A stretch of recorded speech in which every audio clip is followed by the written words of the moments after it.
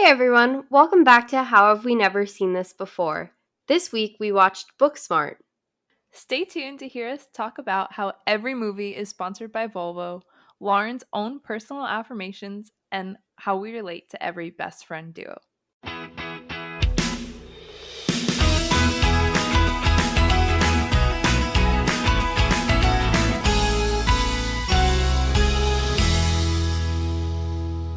This is a podcast where two best friends talk about movies they've never seen before. I'm Isabel. And I'm Lauren. And this is How Have We Never Seen This Before? Shout out to our friends Aiden O'Brien and Kate Harcum for being the first two people to correctly guess this week's movie. Aiden has won before, so we decided that we wanted to have two winners this week. And if you want to be the winner on one of our episodes, make sure to follow us on Instagram at How Have We Never Podcast. All right, let's get into this episode. So, I don't even know where to start with this. Okay, I could start this time if you'd like. Okay, cool. So, Booksmart basically opens up with the main character waking up and doing some affirmations. And in case you didn't know, I don't think I told you this, but recently I've been doing affirmations. Oh my God. And I have this app, and you basically say, I'm worthy, I'm worthy, I'm whatever, and stuff like that. And it plays this like inspirational music. And like, I kind of want you to listen to it because it's pretty funny. Yeah, I don't think I could take that seriously. Wait, do you want me to play it? Yeah. Okay. This app is called Think Up, and this is my affirmation. I deserve to be happy. Is that you?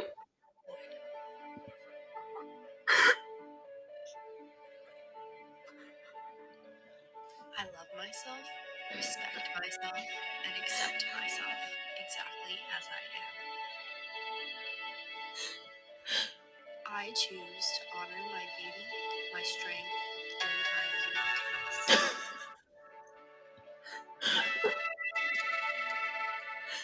And that basically just repeats for forever because you only have 3 free affirmations that you could record. Why? I'm trying to manifest my employment. At least I have another year for that. You're right. But yeah, so Molly is doing affirmations. Hers are a little more empowering than what you just heard. But as she walks out and she meets her friend Amy. But as she walks out, I have the same backpack as her. Oh my God. Like, it's right next to me.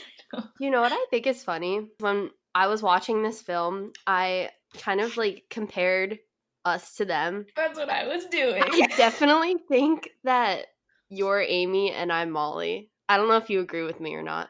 Yeah. Yeah. But then they had that fight and I was like, but we both can't make decisions, so that part's not us. Yeah. I mean, it wasn't completely like 100%, but in the best friend duo, I think I don't like Molly, but I guess I'm Molly. I don't like her either. But like I Amy. felt like when I did kind of like her, I felt like she was more you. Oh, that's so nice. I was telling my mom like how we were talking about how we can always find ourselves in duos. I think it's cute. So do I. Wait, we should tell the audience the best friend duos we have so far. Okay, so first one, this is important because it comes up. I'm Sean and you're Gus from Psych. Yep.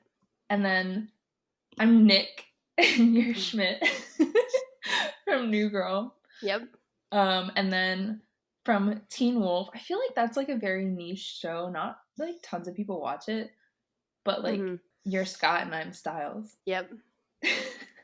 Do we have more? Or is that it? Oh, Cher and Dion. Oh, right. You're Dion and I'm Cher.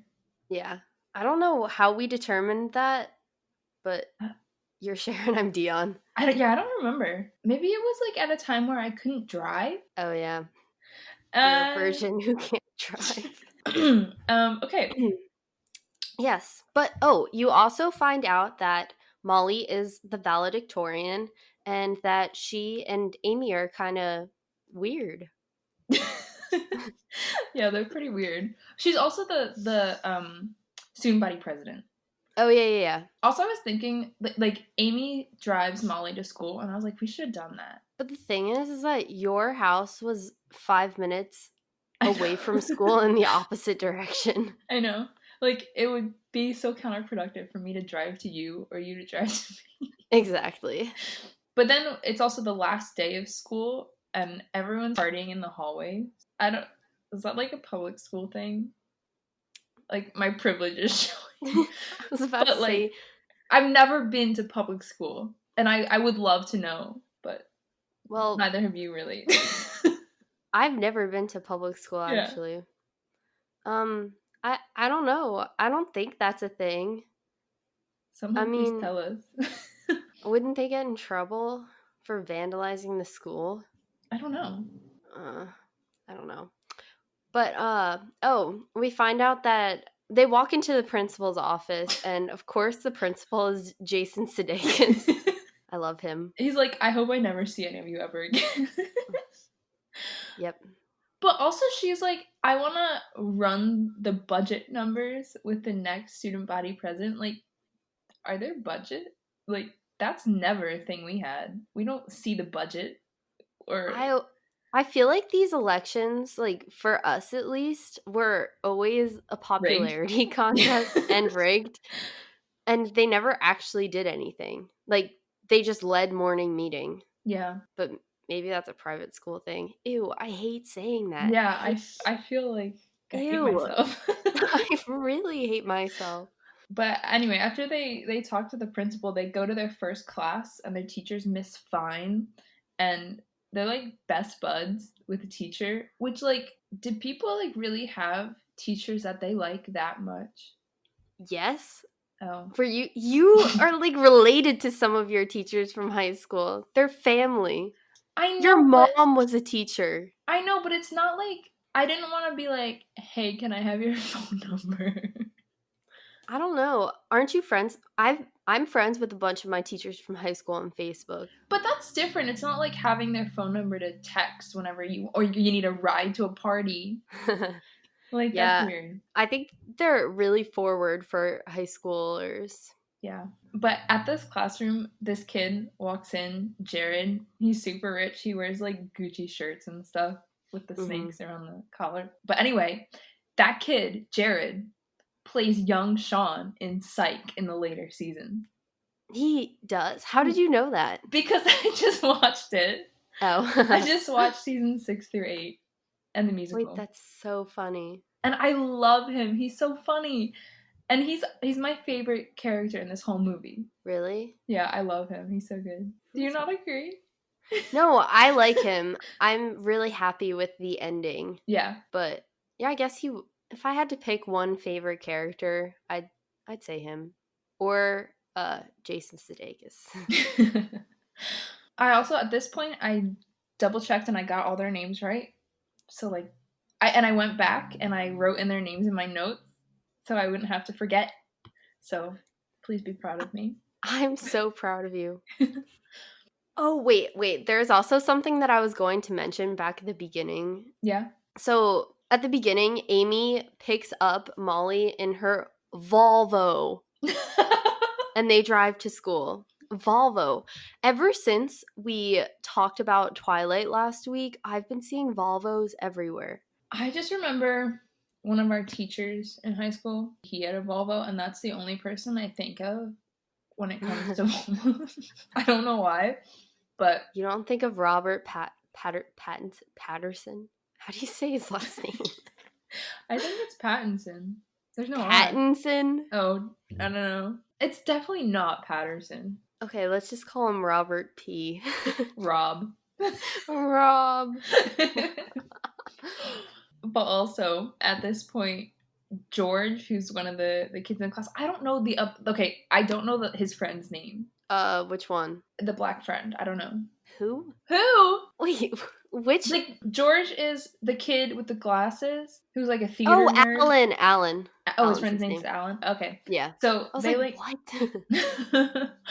they go up apparently high schools, like in homeroom, they have a stage apparently in every classroom. It reminds me of High School Musical. That's exactly what I was thinking. They're my favorite. But he like goes up on the stage and he's like talking about something and says, I know this from my time in Barcelona. And I hate when people say that, like, we get it, you studied abroad in Spain. My time in Barcelona. He also looks super familiar, but I, like, the only, like, face I could picture him as is the kid from Vine who's like, what up, my name's Jared, I'm 19 and I never learned how to read. Wait, what's his name? His name in it is George? George, yeah. Let me look it up. He's only in 3 things. That's Assassination Nation, Booksmart, and The Real O'Neills. That's where I've seen him. Which one? The Real O'Neills. It's a TV show about, like, an Irish Catholic family or something. Oh. Yeah, okay. That Good makes for sense you. All right. Oh, this girl named Hope is rude to Molly because Molly is judging everyone for... I never got her name, and I wrote bathroom girl later. Yeah, her name is Hope. And she's kind of mean to Molly, but also Molly is mean to everyone. So. I know. I hate that she, like, the only thing she wants is to be better than everyone else. Yeah. She dishes it out, too, but she can't take it. I know. But anyway, after class, they go out to lunch, and they get to sit outside. And, man, I was jealous. That's the one thing I wanted. Like, only as seniors could you eat outside at our school. Oh, yeah. So then Molly and Amy are talking, and Molly's like, you should go and talk to Ryan. Like, you have to go talk to Ryan. And I was confused at first because when Amy walks over to go talk to Ryan, the person who actually is Ryan, it seemed like she was just walking past her. I know. I was like, wait, but who is Ryan? But then it turns out Ryan is this skater girl that Amy has a crush on. And then everything makes sense. I thought it was kind of nice that they subtly throw in, like, lessons to learn. So basically, Molly says something ignorant. Okay, so Amy is confused because she doesn't know if Ryan is gay or not. And Molly says, oh, come on, she wore a polo to prom. And then Amy basically says that's her gender performance, has nothing to do with her sexual orientation. I kind of like how this movie just throws in educational things for people while also remaining pretty funny. Yeah, I felt like this movie was super progressive and I like that, but at the same time it also seemed very unrealistic, and I was like, I don't know where I fall on that line. Like, I like that it's progressive, but it's hard to kind of identify with because this right now this would never happen in a high school. Maybe in LA, but over here on the East Coast. In rural Pennsylvania. Yeah, that's a pipe dream. Yeah. This movie, have you ever seen Superbad? No, but when I looked up this movie, it said it was like very, very reminiscent of Superbad. It reminds me of a girl woke version of Superbad, but I honestly liked Superbad a lot more than I like this movie. That's just because, do you know who McLovin is? Yeah, the license plate, right? I'm not Yeah. license plate, driver's license. Yeah, but yeah, so this movie reminds me so much of Superbad. Maybe I'll watch that and then I'll agree. You should watch it. It's really funny. So after Amy goes over to talk to Ryan, she actually like runs into Ryan as Ryan's trying to skate around her or past her or something, and she immediately runs back to Molly and is like, that was a complete disaster. Like, I'm so weird. We're so weird.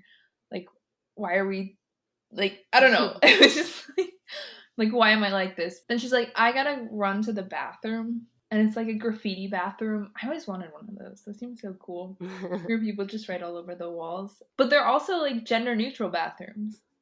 Yeah, I thought that was pretty cool. I didn't know if that was on purpose or if they just like went into the bathrooms, but the fact that there wasn't any backlash, I guess, kind of that you could tell, like it was just normal for them, was pretty cool. Yeah. What I thought was funny about this scene was that one of the drawings on the bathroom says "you're ugly," but they used the wrong "your." Yeah. And Molly goes in and fixes it. That's 100% something I would do. I know it is. But while she's in the bathroom, there are these 2 guys and another girl in there, and they're actually talking about Molly and how they would or wouldn't sleep with her because she's too much like a 40-year-old woman, but also like that's kind of cool, but also it's not. Then they were just like making fun of Molly, and then she could kind of take it here though. She like walked out of the bathroom, about out of the stall and like washed her hands. Was like, no, don't stop on my account. Like keep talking, like keep saying what you're gonna say about me, because if you can say it without me knowing I was here, like you should be able to say it right now. I don't know. I was at that point. I was like, I'm kind of glad like she knows who she is and she like sticks to that. Mm-hmm. But then also later, I was like, but your like only thing is like you want to be better than everyone else. Yeah, the only reason why she knows who she is at this moment in time is because she doesn't know that all the other people got into amazing colleges. Which like, is totally unrealistic, first Yeah. of all. We forgot to mention this, but Molly is going to Yale and Amy is going to Columbia. Yeah, and while she's in the bathroom, she finds out that this mean girl, she's also going to Yale, and this other guy's going to Georgetown, and someone else is going to Columbia, and someone's going to Stanford, and it's like, oh well, maybe I'm not as good as I thought I was. And also this mean girl that she's talking to, who's also going to Yale, is the same girl that previously she slut shamed by calling her a nickname, which was, I think the nickname is, it's either roadside assistance or AAA. I think they It's both. both. Yeah. Yeah, and that comes up later. Yeah. But yeah, and then she kind of freaks out, and she's running through the halls asking everybody where they're going to school. Oh, and the vice president, who she deemed as being totally incompetent and just a dumb jock, is actually going to Georgetown, for example. And then Gigi, this crazy rich girl who is close friends with Jared, is going to Harvard. She's but like, it was it's her my fifth choice. choice. I wouldn't want to go to Harvard, but like I wish Harvard could be my fifth choice. I know. But then she's like completely crushed because she realizes she's not better than everyone else, which I don't know, maybe that's like a good realization. Mm-hmm. She prides herself on making the decision to not go out and party and have fun or do anything besides go to the library with Amy. And she thinks that's the reason why she's going to a good school. Meanwhile, people who do have fun or slack off sometimes are going to just as good schools, if not better. Yeah, and it's like, well, like if everyone else could do both, like why couldn't I do both? I should do both so I can be just as good or better than everyone else. Mm-hmm. So then she decides that her and Amy are going to break all of the rules in one evening, the evening before graduation. So right after they decide that they're going to go out and they're going to go to parties and they're going to be cool, I guess, they're getting ready in Amy's room. And they like put on these matching berets and stuff, and then they have a fanny pack that they fill with hand sanitizer and their fake college IDs so they could go to the college library.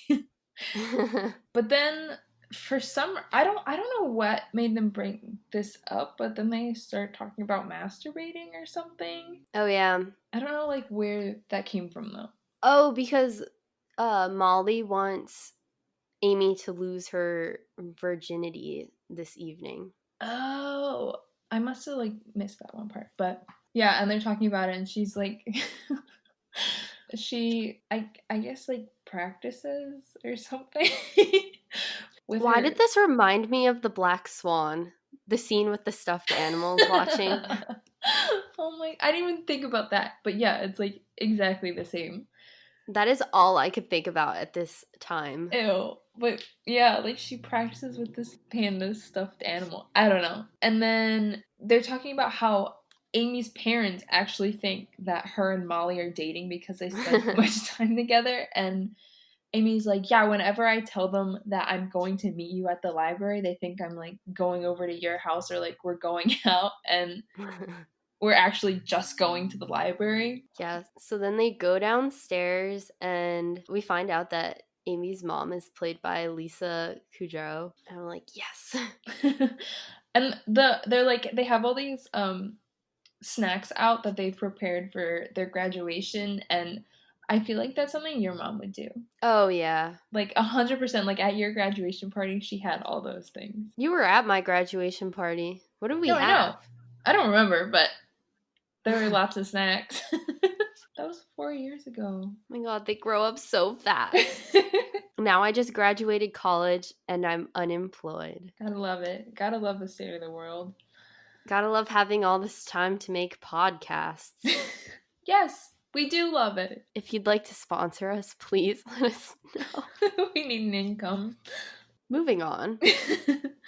Then Amy asks her parents if she can just spend the night at Molly's, and they have these massive winter coats on. Like, why would you have those winter coats in LA, first of all?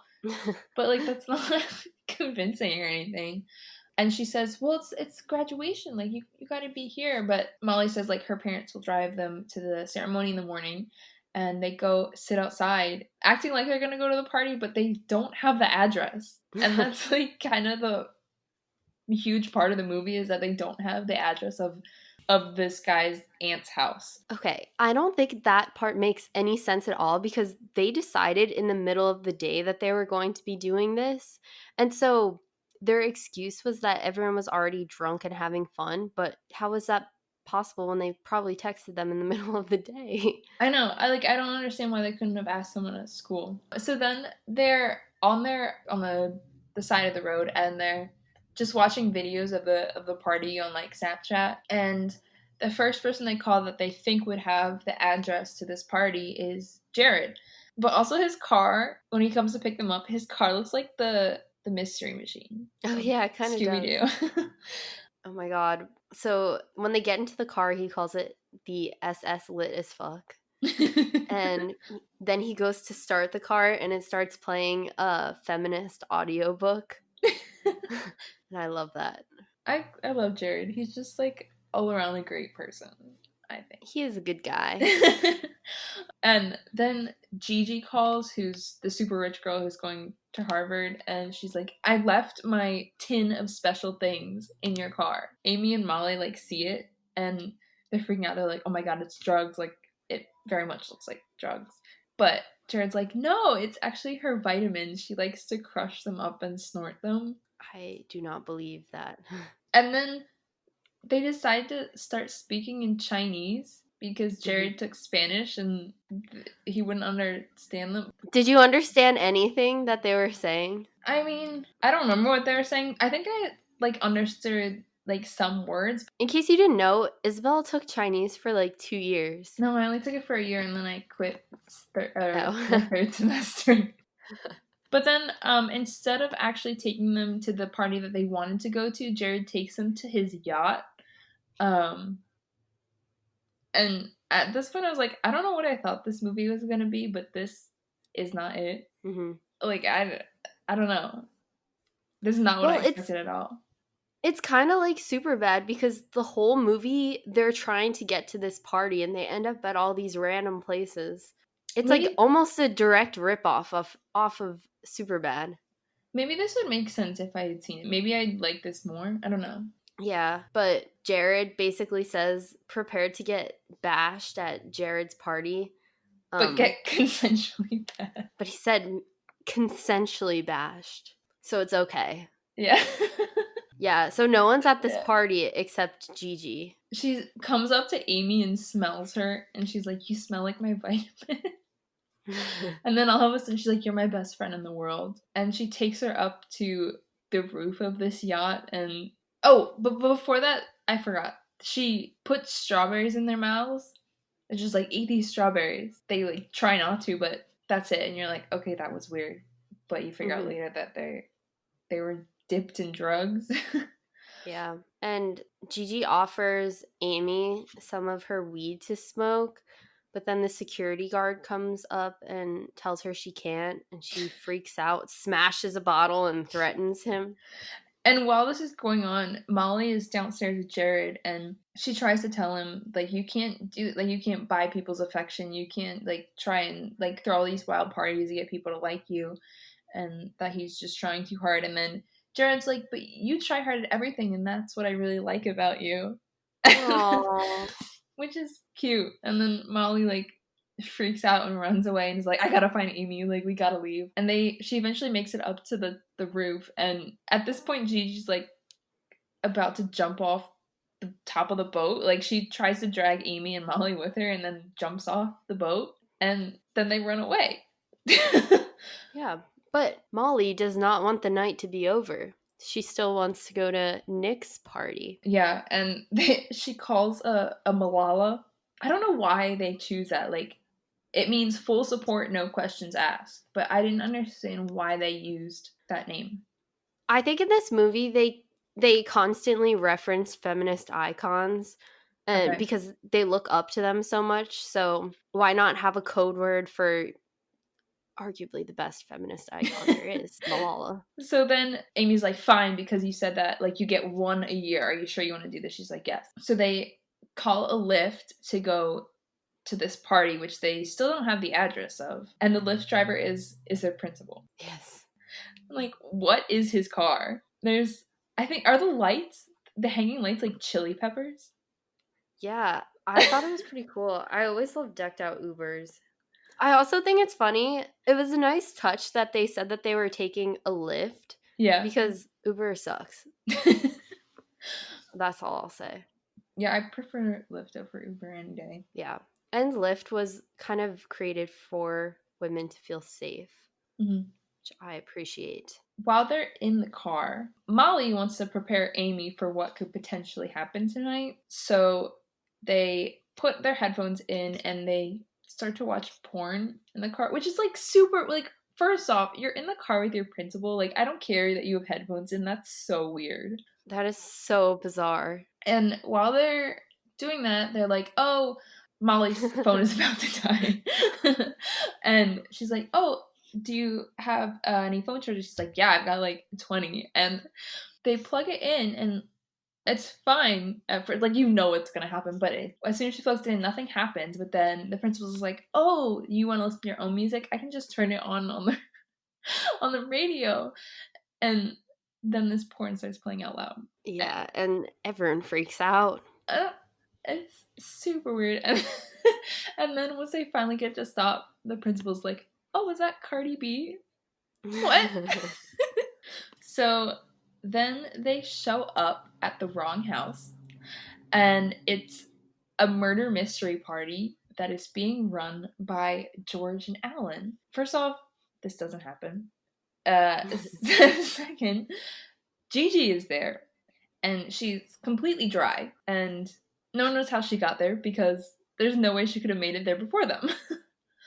Well, when they get there, they also are assigned characters because it's like Clue, and Molly is a dentist?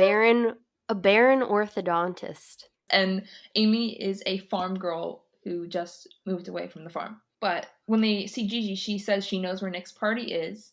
And then she's like, it's at his aunt's house. And they're like, we already knew that. She doesn't have the address or anything. But then she also tells them that the strawberries were drugged. And they start freaking out. And somehow they end up in George's sister's room. And they collapse to the floor. And when they wake up, they think that they're like Barbie dolls. And they're dressed as the characters that they were given when they arrived. So they go to look at themselves in the mirror, and Molly's like, oh my god, I look awful. This is so gross, the way that I don't have any chub. She said chub specifically. And Amy's like, I don't know, I kind of am liking it. Then they like come down the stairs and they like walk out of the house, but like they're still dolls. They like have completely stick straight legs and arms, and they're like walking out of the house, and then it's like over. One thing that annoyed me about the previous scene is that the representation for gay men in this film was, they played off of stereotypes a lot. And I think it would have been good to see like a gay character in the film who wasn't obsessed with drama and theater and sang and stuff like that. Yeah. But that's my one critique. But yeah, so then they leave the house and they're fine now, and Amy's still like, I wanna go home, like I want this night to be over. And Gigi ends up outside and is like, but you can't go home yet because Molly wants to go to Nick's because Molly is in love with Nick. And Amy had no idea. But then they're sitting there talking to each other about how Molly's saying, like, oh, like, I'm not good enough, or, like, degrading herself. But then Amy slaps her and is like, no, you're all these wonderful things. And it's nice. Yeah, she gave her a good pep talk and a good slap in the face. Yeah. And Amy says she'll go to Nick's party because that's what Molly really wants. She likes him and she wants to try and make a move, I guess. And to do that, they do what they do best, and they do their homework. So they go to the library to try and figure out where Nick's aunt lives. In actuality, the library doesn't even help them. They find out a clue from their phones. Yeah, They just wasted so much time. So once they get this clue on their phone, and it's a video of, I think it's Nick. He's like smashing pizza boxes from this place called Ludo's Pizza, and so they go there and they. This is weird. They like go into the back of the pizza driver's car, but they have their they have a ponytail from like the very top of their head, right above their forehead, and they make it a mask over their face. That's so dumb. It was like why would, first of all, maybe you could just ask inside and not get in this man's car. And he's like reprimanding the pizza driver once he gets in the car. He's like reprimanding them, like, I could be all these things, like I could like I could take you to this place and like leave you there and record you. And it was like, what? Like, why do you have this whole thing planned out? Well, we later find out. Yeah, we later find out. But they get the address of the place, but their phones are dying, and they can't call an Uber. Oh, and Amy also left her phone in the driver's car. Oh, yeah. This reminds me of when we were trying to get a lift back to Center City. Oh my god.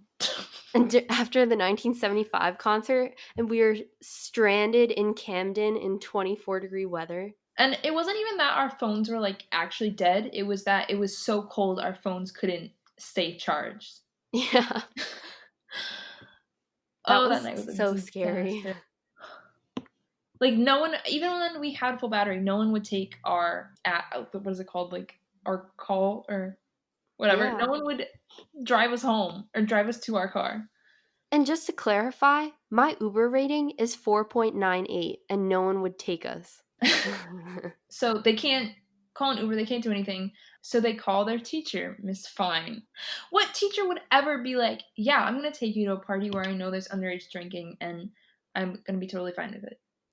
At the beginning of the movie, I thought she was so cool, but then when she just is kind of creepy. Yeah. Like, I want to like her. I wanted to like her too, but then I was like, what are you doing? Yeah. You find, we'll tell you later why she also turns out to be not so great. Yeah, but she's also like, take my clothes too. She's like, yeah, you can wear my clothes, but there's no way that those clothes would fit either of them perfectly. Yeah. They all have different body shapes. Like, completely different.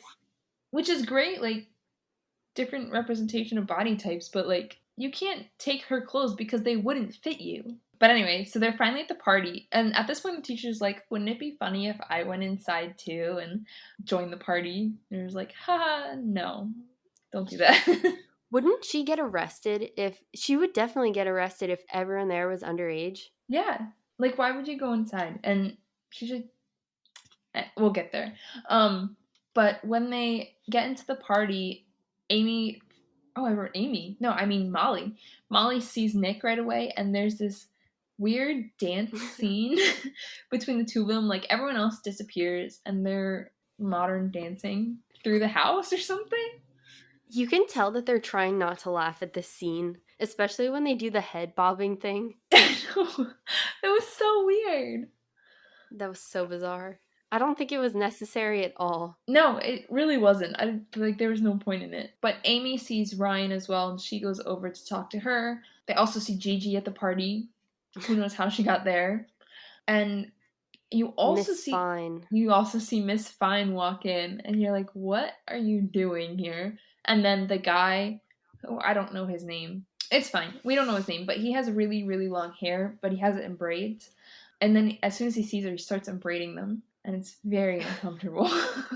Yeah, at this point, I was thinking to myself, oh, there's no way he has any chance with a teacher. Yeah. Yeah.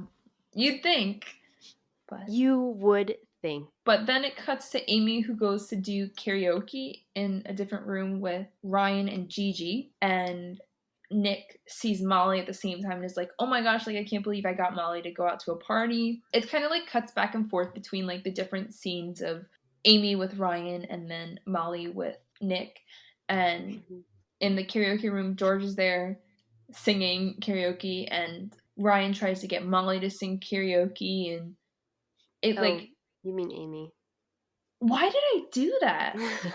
I kept switching their names around. Yeah, I definitely mean Amy.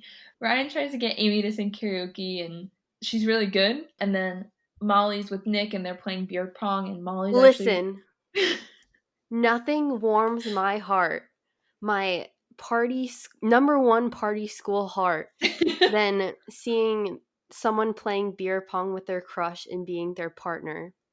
That is best case scenario for someone. And it's like that when it's like in High School Musical, the first one, when Troy's like teaching Gabriella to shoot basketball, but it's like Molly's teaching Nick how to shoot a ping pong ball into a cup of beer.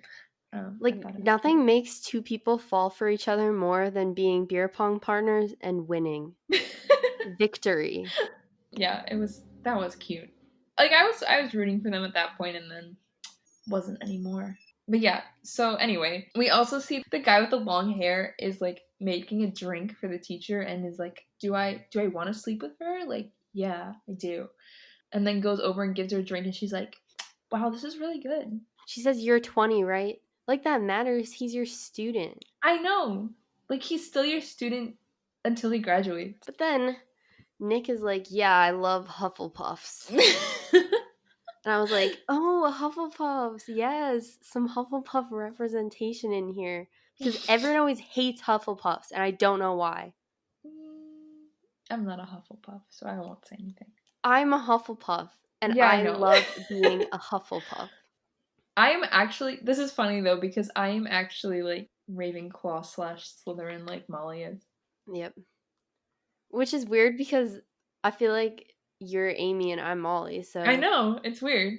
After he like accurately picks Molly's exact Harry Potter house, he leaves and says that he has to go take care of something. He says, don't move. Yeah, he's like, don't move. I feel like you're gonna move. Don't move. And she's like, I'm not gonna move. But then Amy and Ryan like jump into the pool, and Ryan kind of disappears, but Amy's swimming around, but then she sees Ryan making out with Nick, which is where Nick, I guess, went. And she freaks out and is trying to find Molly and is wandering around the house, finally finds her and calls her own Malala and says, I do not want to be here. I have to go. And Molly says... And Molly is standing in the same spot as before, saying that Nick is gonna be right back and that everything is going well. Yeah, she hasn't moved at all. Which is like, you're like, clearly she's upset. You can't do this for your friend. Like, that really bothered me. Yeah. But also, why wouldn't she just tell her? Yeah, that also didn't make any sense to me. I was like, just say it. Like, Ryan, like, I don't know. She didn't even have to say Nick. She could have just said Ryan was like making out with someone else. And like, it made her really upset. Yeah.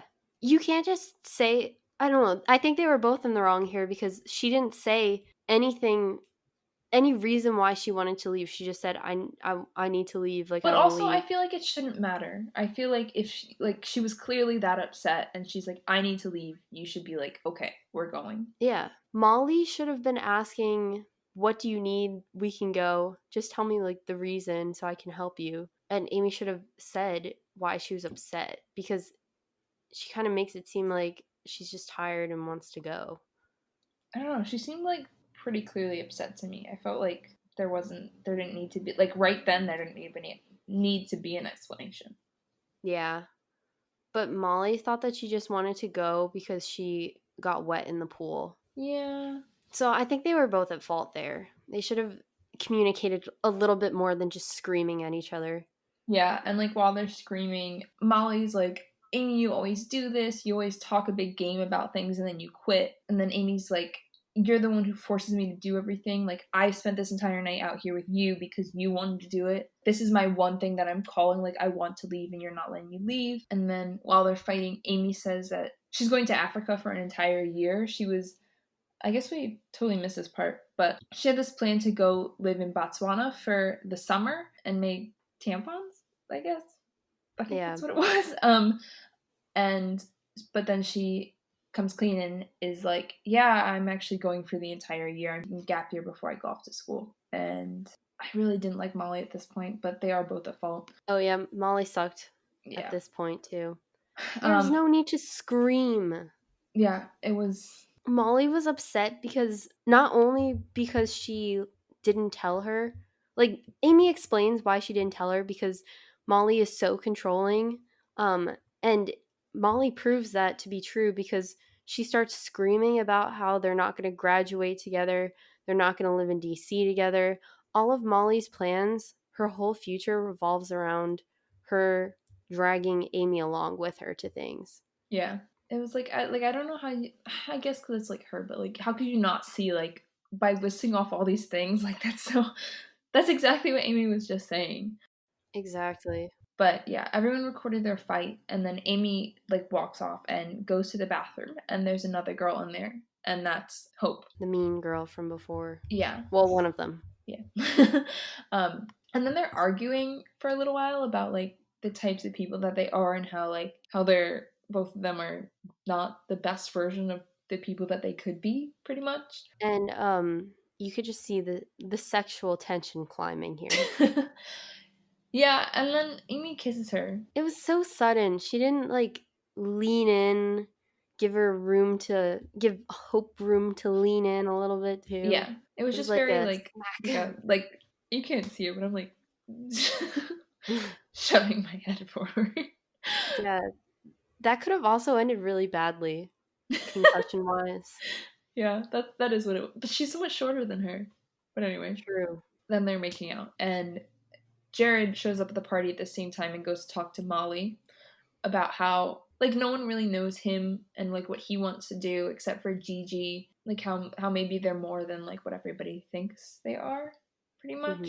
But then Jared gets up to leave to go find Gigi, and we go back to Amy and the girl in the bathroom, Hope, and they're about to have sex. But then Amy throws up on her, and it's super gross. Molly then, I guess the next thing I have is that Molly sees Nick and Ryan together and Yeah, finally understands why Amy's so upset, but it's too late because there are sirens in the background and the police are coming to bust the party. yeah, and everyone's running. Who knows where that teacher is and that kid? I Yep. don't know. And yet another movie where the police are present. Mm-hmm. Mm-hmm. And it's so dumb that they're coming into this party to arrest some underage kid for drinking the eve of their graduation. Also, no way they could do what they did to Amy. Like, but right before we get there, Amy, like all the people are in this like back room, and they're like, the cops are gonna come in here any second and get us all. And Amy's like, I'm not a coward. I'll create a diversion, and she runs out to the cops. And that's the last we see of Amy. We also see Molly start to walk home because she couldn't find Amy, and then as she's like walking across this bridge, the one girl who was making fun of her before, but she also called AAA. She offers her a ride home, and at first Molly's like no, but then eventually she takes it, and they have this heart to heart about like being better to each other and being better to girls and not slut shaming and things. And she explained like why she got that nickname and things. What I liked about this was that she's saying you shouldn't call me this because it happened and I enjoyed it. I don't know if I'm saying this in the right way. I think like she's saying it like you're calling me this in a derogatory way. Like yes, I did it, but like it's not like I like why are you shaming me for it? Like there's no reason to do that. I think that high school films that portray this kind of heart to heart moment where a girl talks about being slut shamed, she explains that it didn't actually happen and that the boys are making it up. But in this movie, she takes full ownership for it and says, even though I did this and enjoyed it, you shouldn't slut shame me because you're not slut shaming the guys and you're allowed to freely express yourself. Yeah. I thought this was a good moment. Mm-hmm. So eventually Molly gets home, and then she like falls asleep and wakes up, and it's the next day and it's graduation, and she finds out that Amy got arrested, and she drives to the police station. And when she walks into the police station, she sees this picture of a guy, and it says Los Angeles Strangler or something. All I could think of that was the Scranton Strangler. Yeah. But then you see that Amy's like literally behind bars, and they could never do that to a minor. She would have had a phone call anyway. Like, she would have called her parents, or at least called someone before. I think the police would have let her parents know. The police would have taken her home, I'm pretty sure. Yeah, this is totally, like, this could never have happened. And they also decide to trade information to get her out of jail. She shouldn't be there in the first place. Like, that shouldn't have happened, but like They they could also sue the police and win. yeah. But they say like, yeah, this guy's actually a serial killer and whatever. The guy turns out to be the pizza delivery guy from before who was talking about all the things he could do to them.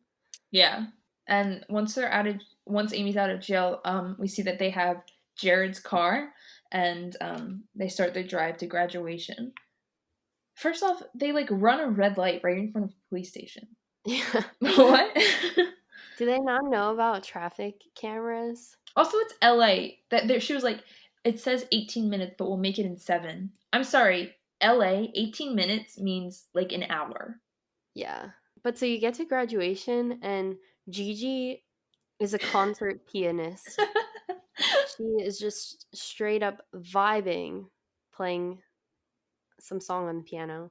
I do not know which song it was, but And, and then Miss Fine, she walks up to someone in a graduation gown with super long brown hair, like this boy had, and she like, I don't know how to like explain that. It's like she purrs at him. yeah, I guess purrs into this person's ear, and it's not the guy, it's some girl who's just sitting there. Think about how creepy this is. If the roles were reversed and a male teacher did that to a female student, I know. that would be awful. People would have such a huge problem with that. Like, I don't know why people aren't talking about this. That whole situation is just like wrong on so many levels. Why would they add that into the movie? What I does don't that know. add? Like, what was the point of that? I could not tell you. Also, how is Miss Fine not in jail? Why'd they have to make someone who is supposed to be cool so uncool? Yeah, I don't understand some of the choices in this movie. And then we see Molly and Amy driving around Los Angeles trying to get to graduation, and no one drives like that. No one. I was like, what? Like, this is no. I'm sorry. So, Jared is actually going to start the speech before Molly gets there because Molly's the valedictorian, and everyone's waiting for her.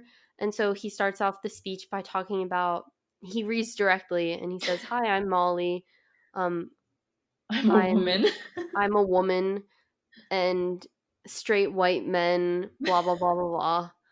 Which I think is really funny because Jared is indeed a straight white man. It was so good. I It was love him. great. He's so good.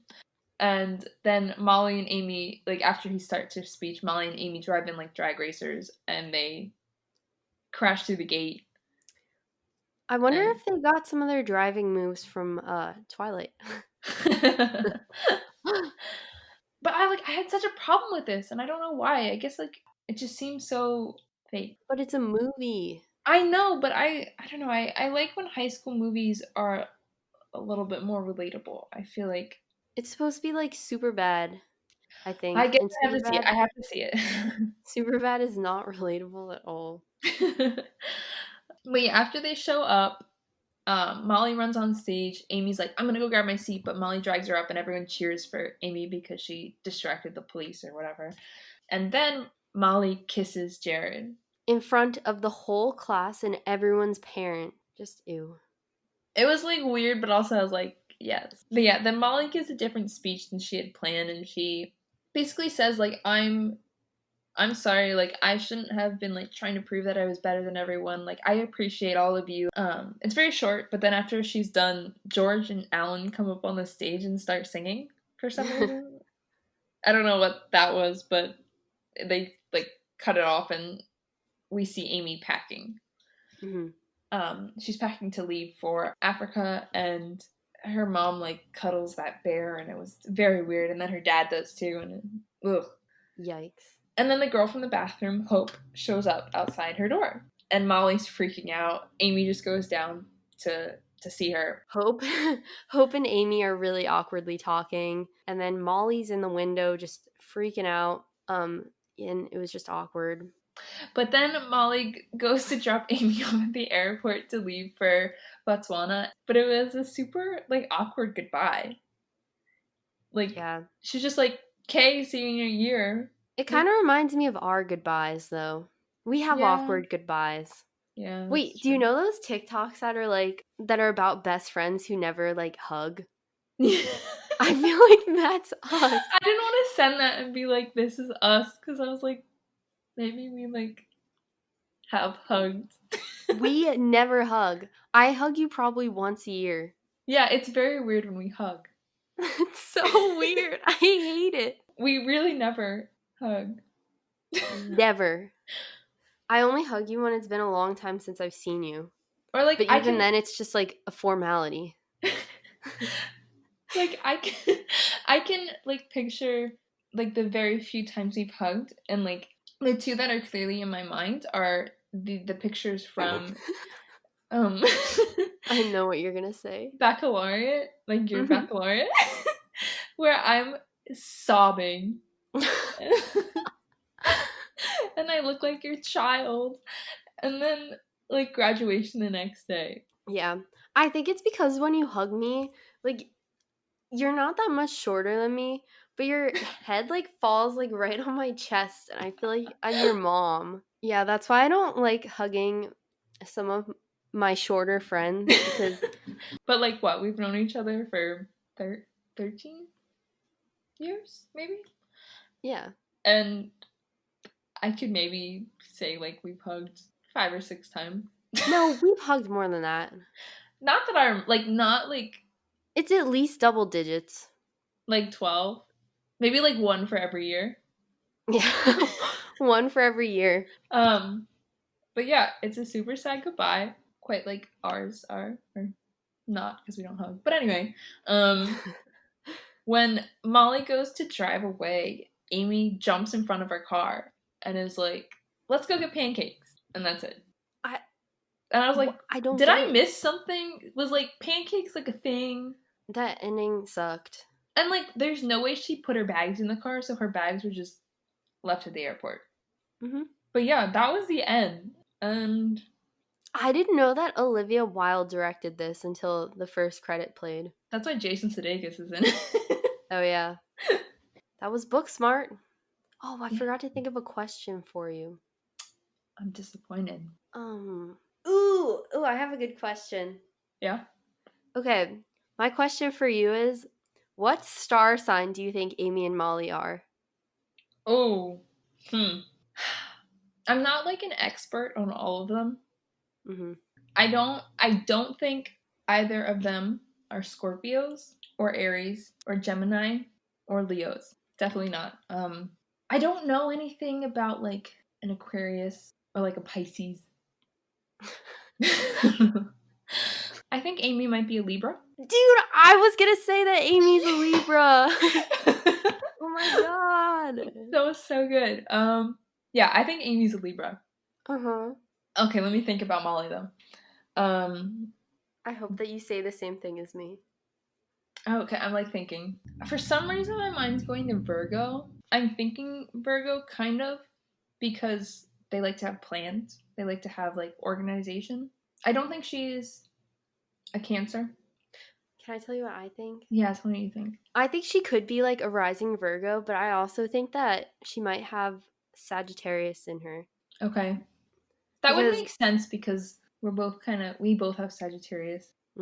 I just think she's really outgoing, and she's outgoing but also smart and obnoxious. But I think she could have. I didn't think of Virgo before, but I think she could be Virgo. Thinking like maybe rising Virgo. Because that's how she kind of appears at first. Was that a bad question to ask? No, because we both got Amy right away. Yeah, you're right. Yeah, so all in all, would you say that you are glad that you've seen this now? I am glad I watched it for Jared. Loved him. I think that the movie was super progressive, which is cool. I had my problems with it.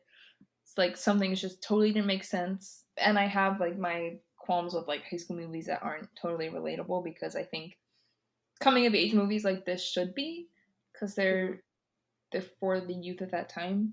I liked it. Not my favorite. Probably won't watch it again, but I would if it was the only time I could see Jared again. But I'll rewatch Psych for that. Good. What about you? I kind of wish that I could just sit back and enjoy this film, because it's not the type of movie that you want to think analytically about. It's kind of one that you just want to watch and turn your brain off. But I don't think that I think that this was a good movie in the sense that there aren't a lot of movies that are funny for high school girls that star high school girl. Well, they're not in high school. Okay, let me rephrase that. I don't think there's a lot of movies for high school girls that have that representation and also have diversity, and it actually touches upon real issues that girls in high school have to face, and does that in a funny way and in a way that's not screaming in your face. Yeah. I think though there definitely could have been more people of color represented. There always could be. And Yeah. I hated how they made Miss Fine, the teacher that was supposed to be cool, kind of a predator almost. Teachers should never be represented as predators. Like, yeah. Like maybe like a teacher would be like, I want you to enjoy yourself. I don't want you to go off the rails in college. Like, have this fun time with your friends. But the whole it rest could have of it, just like, ended there. Like, why did she have to go inside? That was weird. Yeah, it's setting an awful example, and it's also kind of, I don't know, it's teaching. It's diminishing the positive role that she had on their lives, I think. Yeah, and also there are a lot of stories that come out about boys in high school that were sexually assaulted by their teachers, and like a lot of people react to those stories by saying, oh, like, isn't that like every guy's dream? Yeah. Like, to hook up with the hot teacher, and like they shouldn't be perpetuating that. It's awful. I really don't understand why they found that to be necessary in any way. But overall, pretty good movie. But I also agree that it's something that I could watch and just like not take notes on, probably. Like, I would have enjoyed it more in that way. But I think that's all for now. Yeah. If you want to be a part of our Guess the Movie of the Week, make sure to follow us over on Instagram at How Have We Never Podcast, and also like us on Facebook at How Have We Never Seen This Before. And we'll see you next week. Yeah? Yes. All right. Ew, why did I say it like that? I need to leave. All right. We're going. Bye. Bye. Oh, I like how we said it in sync.